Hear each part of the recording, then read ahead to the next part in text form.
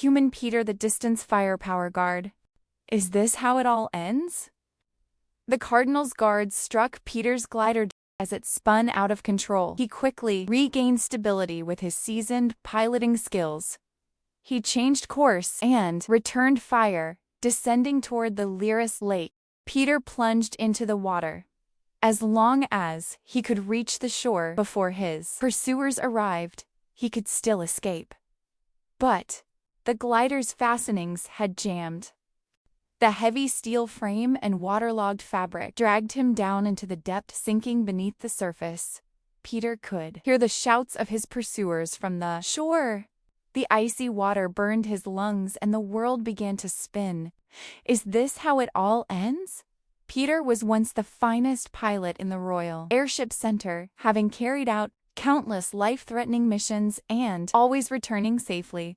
His precision and discretion earned him widespread trust, even among opportunistic nobles. From time to time, these nobles would hire him for private deliveries. It didn't take long for Peter to realize the cargo was often ill-gotten. So, during each flight, he would quietly mark the locations of the treasures, then return under the cover of night in his homemade glider, stealing them back and redistributing the loot to the poor like Santa. The nickname Flying Thief began to circulate, yet no one ever suspected the quiet, unassuming Peter. That changed one day when he was secretly assigned to transport goods for the Cardinal.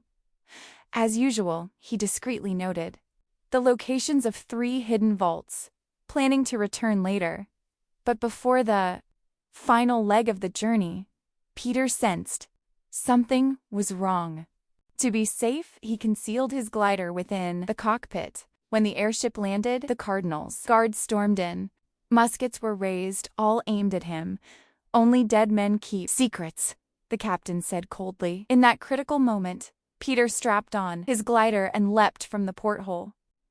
Bullets rained after him as his glider took several hits before he finally plunged into Moonshadow Lake. Is this how it all ends? When Peter woke, he found himself on Moonshadow Island, unharmed and not cast out despite being human. The one who greeted him was none other than the famed demon hunter, Van Helsing.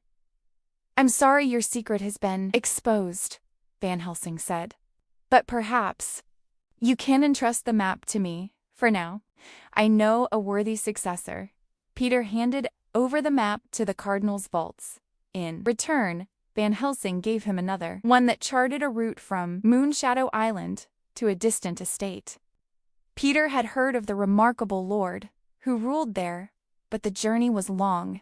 With his glider damaged, could he really make it? "Don't worry, I have one more gift for you." Van Helsing placed a small vial of fairy dust in Peter's hand. "May your faith keep you aloft."